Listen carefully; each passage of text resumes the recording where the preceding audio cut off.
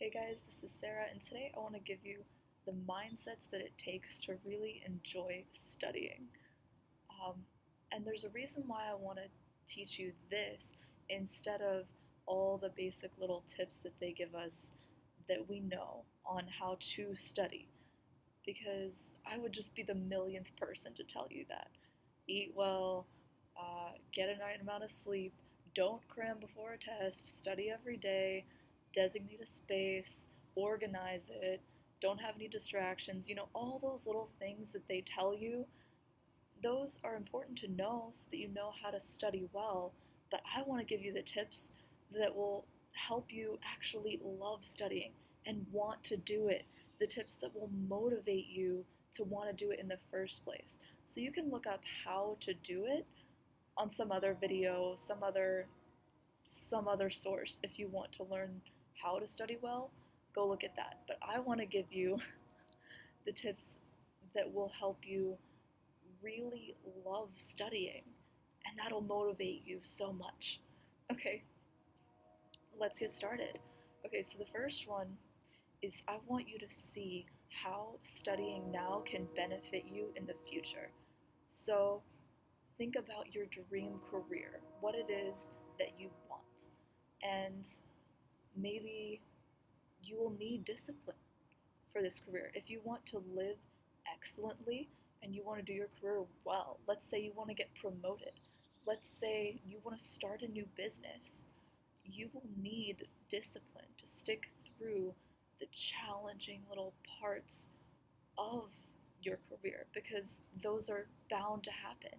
And the discipline that you're building now with your schoolwork, and your studying, it will help you and it will make you strong enough to handle the challenges that will come in the future. So when you think of studying, think of it as training. You're training yourself to be disciplined so that in the future you'll handle problems like nothing. They won't even be able to touch you. Think about that. Also, think about how studying now and learning to be an excellent student will raise your self confidence.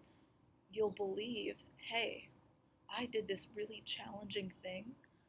I can do more challenging things in the future.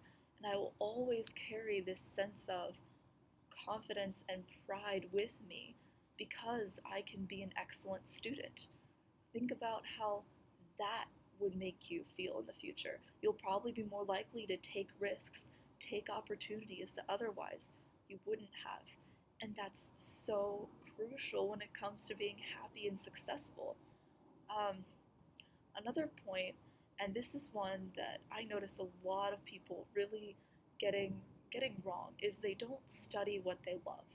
They study something because their parents tell them to. Their parents want them to be successful and make a lot of money, or that leads into the other reason, they want to make a lot of money. So they study something simply because they think it's just going to make them successful in the future. And those extrinsic motivators, your parents, money, etc., those are not nearly as powerful as intrinsic ones, like love, motivation, and curiosity, interest. Those are so much more powerful than just money or approval. So don't do something because, or study a major or choose classes because they're impressive to others or because you think they'll make you money. No, do something because you're interested and you're curious and you love it. That's why you want to do something.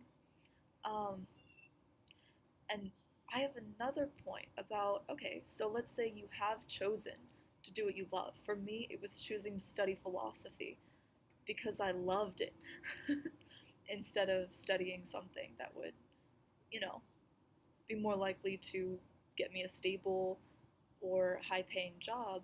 I chose philosophy because I loved it. But that doesn't mean that I'm always studying philosophy. Here at the university, I have to take classes that aren't related to philosophy at all.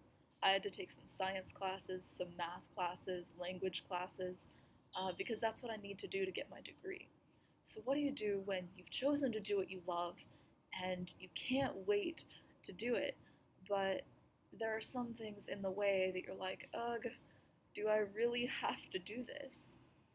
Well, what you can do is develop interest in things that aren't your main passion. And you can do this. Um, One of the biggest examples for me is right now I'm in a 4 semester language class in ancient Greek. Think about one of the most boring things you can learn, ancient Greek. Totally not relevant at all. People don't speak it. Never did. um, it's really easy to get caught in the trap of, man, why am I doing this? There's no point. But you can develop curiosity in yourself. Wonder, how did they structure this language? What are all these weird things that they incorporate? Um, you can force yourself to develop interest and curiosity in the things that you don't naturally appreciate or have interest in. Because the world is so fascinating. How people do things, every single study that you can study is fascinating. And when you really get in touch with that, you will learn to love studying and you'll want to do it so much. So I really hope this video was helpful to you. Thanks for watching. I'm signing off.